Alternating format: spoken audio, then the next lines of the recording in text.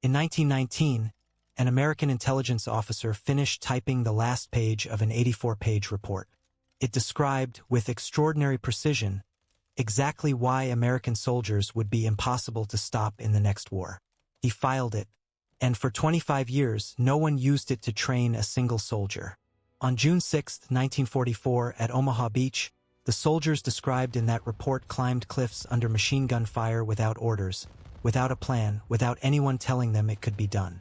They did it anyway, not because the Army trained them to, because they were American, and the proof had been sitting in a filing cabinet since 1919. This is the story of the most important document in American military history that nobody read, and what happened when the men it described went to war. In October of 1918, in the forests of the Argonne in northeastern France, a man named Alvin York did something that had no name in any military manual. York was from Pall Mall, Tennessee. He had grown up hunting wild turkeys in the mountains, shooting them one at a time from the back of the flock so the ones in front wouldn't scatter. He had gone to war as a conscientious objector and been talked into fighting by a captain who showed him scripture. He had no special training, no elite unit, no doctrine that prescribed what he was about to do. On the morning of October 8th, his patrol was ambushed. Most of his unit went down in the first moments. York was left more or less alone, on a hillside in France, facing a German machine gun battalion. He did what any man from Pall Mall, Tennessee would do. He started shooting, methodically, carefully, working from the back of the line forward just like the turkeys so the ones in front wouldn't scatter. When a German officer led a bayonet charge against him, York drew his pistol and shot them in order calmly, one after another. By the end of the morning, Alvin York had killed 28 German soldiers and captured 132 more. The German major who surrendered to him reportedly said, "Good Lord, if you hadn't stopped us, you'd have captured the whole damn German army." No military system produced Alvin York. No training manual created what he did on that hillside.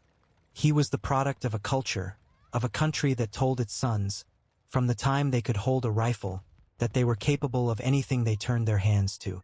The question is, did anyone notice?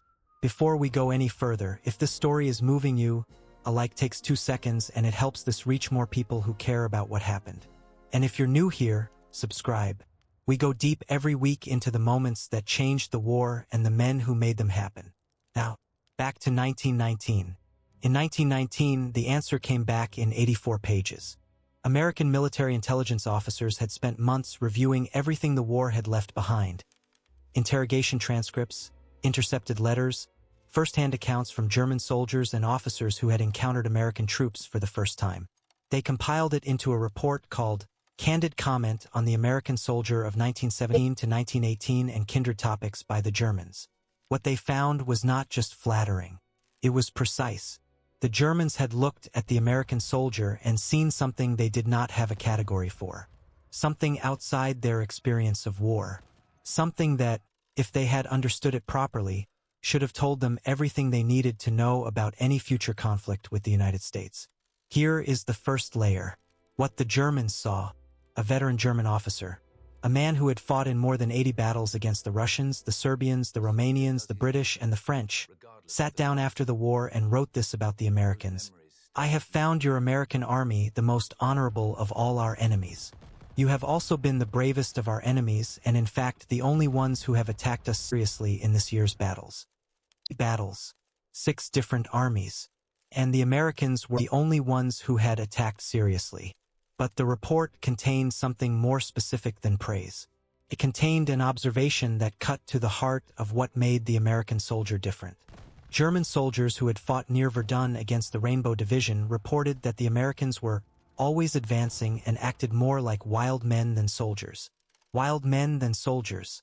Think about what that means from the perspective of the German military tradition. For a German officer, a soldier was a disciplined entity within a hierarchical system.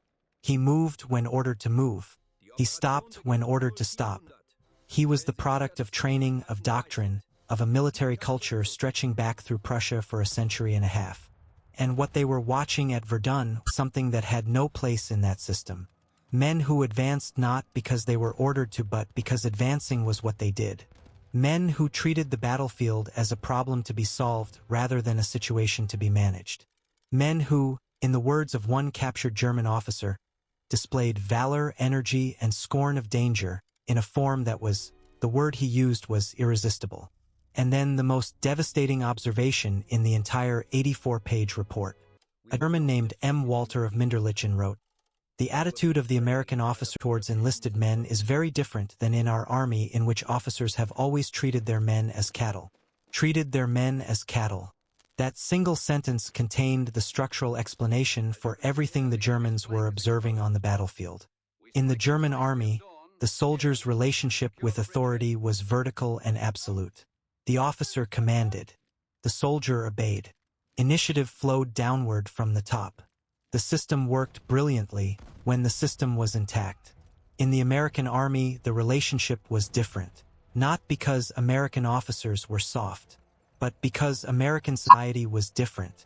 The men who came to France in 1917 and 1918 had grown up in a country that told them, at every level of their lives, that they were capable of making their own decisions. The farmer's son who fixed the engine without the manual. The shopkeeper's apprentice who solved the problem without asking the owner. The young man who left home at 17 and figured out everything else on his own. That culture produced something that no German military manual had ever had to account for. A soldier who kept moving when the officer went down. The report said it plainly. German troops at the front were, the word the document used was, dumbfounded. They declared, in one intercept after another, that all is lost not because they were losing the battle, but because they could not explain why the Americans would not stop. Hold that phrase. All is lost. Not because of firepower, not because of numbers, but because they were watching something they had no framework to understand. Now, here is the second layer. What happened to the report? The ink was barely dry on those 84 pages when the United States Congress began dismantling the army that had produced the soldiers they described. Between 1919 and 1922, Congress reduced the regular army from nearly 3 million troops to just over 130,000. Officers who commanded divisions in France were sent home to teach school or sell insurance. The institutional memory of what American soldiers had done in the Argonne and at Verdun dispersed into the civilian population like smoke. The report was filed. The army that remained, a skeleton force perpetually underfunded, fighting for basic appropriations to the Great Depression, had other problems to solve. The 9 infantry divisions of the regular army in the 1930s had the combined strength of only 3 full divisions. Units existed only on paper. Training was minimal. Equipment was aging. And the thing that the 1919 report had identified, the cultural quality that made American soldiers impossible to stop, was never coded into doctrine, never turned into training, never systematically cultivated or preserved or understood as the strategic asset it was. Here is the deepest irony. Picture a classroom at Fort Leavenworth, Kansas, in the 1930s. An American officer stands at a map. He proposes a solution to a tactical problem, a creative one, unexpected, the kind of answer that Alvin York would have recognized. The instructor marks it wrong. There is an approved solution. There is always an approved solution. Independent thinking is not what the school is looking for. Now picture a German officer academy in the same decade. Cadet is given a scenario. His instructor watches how he responds when the situation changes mid-exercise, when the original orders no longer make sense. The cadet who follows his original orders despite new information fails. The cadet who adapts on his own, who acts on what he sees rather than what he was told, advances. The historian Jörg Muth documented this paradox precisely. In Germany, officers came from a closed, authoritarian society and received a military education built on initiative and creative thinking. In the United States, officers came from one of the most democratic societies on earth and received an education built on conformity and the approved answer. The country that produced Alvin York had a military system that would have tried to train Alvin York out of being Alvin York. The American officers who became the great leaders of the Second World War, the Pattons, the Ridgways, the Gavins, did so not because of their military education, but despite it. And the soldiers who climbed the cliffs at Omaha Beach on June 6, 1944, They had never been taught what they were about to do. No one had read the 1919 report to them. No one had translated the German observations into a training program. No one had said, here is what you are, here is what makes you different, here is why you will keep moving when everything says stop. They just knew. Let me show you what that looked like. Dog White Sector, Omaha Beach, 7:50 in the morning on June 6, 1944. Brigadier General Norman Cota comes ashore to find hundreds of men paralyzed behind the shingle ridge. Officers dead. Communications gone. Plan collapsed. Every rational calculation pointing towards staying in place and waiting for someone to tell them what to do next. Cota stands up. He doesn't give orders. He doesn't deliver a tactical briefing. He walks, upright, unhurried, in full view of German machine guns that are still firing, along the beach. Gentlemen, he says to the men he passes, we are being killed on the beaches. Let us go inland and be killed. And the men get up, not because doctrine prescribed it, not because a manual had prepared them for this moment, but because they saw that it could be done, and doing it was consistent with everything they had ever understood about who they were. Sergeant Philip Strexick of the 16th Infantry Regiment lands at Easy Red Sector the same morning. His company commander is killed on the ramp. His platoon leader is killed in the water. By the time he reaches the sand, he is the senior man alive in his immediate group. No one tells him what to do. There is no one left to tell him. Strexick looks at the beach. He looks at the wire. He looks at the bluff. He moves. He leads a group of men he has never met, from units he has never served in, across an exposed beach, through German wire and up a cliff face. His Silver Star citation would later describe him as having reorganized men from several different units to break through the German line. Reorganized men from several different units, under fire, without orders, without a plan, without anyone having prepared him specifically for this moment.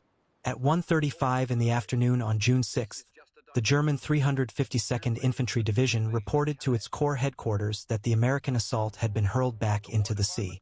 At that exact moment, more than 600 American soldiers were already on top of the cliffs, already behind German lines, already moving inland. General Lieutenant Dietrich Kreis, commanding the 352nd, was reading reports that made no sense to him. The Americans had lost their officers. They had lost their tanks. They had lost their communications. They had lost their plan. And they were still moving. At midnight, Kreis called General Marks and reported the total loss of men and equipment along the coast. He asked for reinforcements. Marks told him there were none. Kreis died 8 weeks later from wounds sustained in an Allied air attack. He never had the chance to explain what he had seen that day. He never sat across a table from a historian and answered the question. What was it that you could not understand? But the answer existed, had existed since 1919. Filed in a cabinet in Washington under the unassuming title, Candid Comment on the American Soldier of 1917 to 1918. He had never read it. Neither, for that matter, had the men who climbed past his guns. They didn't need to. What Kreis saw in his phone logs and never could explain was not a military quality. It was not something that training produced or doctrine codified or a general ordered into existence. It was a cultural inheritance. 200 years of a country that told its sons, when the system fails, you improvise. When the plan breaks, you find another way. When the authority figure goes down, you become the authority figure. The 352nd Infantry Division was dissolved in late July 1944. Its survivors were absorbed into other units. By August, it no longer existed as a fighting force. 34,000 American soldiers had landed at Omaha Beach by the end of June 6, 1944. 2,400 were casualties. But they were there, on the beach, on the cliffs, moving inland. The document that explained why is still available today. 84 pages, published in 1919. Filed by American intelligence officers who watched the army that produced those soldiers get dismantled, year by year, appropriation by appropriation, until almost nothing remained. The soldiers who won the war were never trained on what made them who they were. The 1919 report had described Philip Strexik 25 years before he was born. It had described every man who got up off that beach. They just were it. And that, more than any tank, more than any bomb, more than any plan any general ever devised, is what the German officers at Omaha Beach could not explain. If this story changed the way you think about what happened on that beach, leave a like. It costs you nothing and it means everything to this channel. It tells the algorithm that this story is worth finding. Subscribe if you haven't already. Hit the bell. We do this every week. And now I want to hear from you. Where are you watching from today?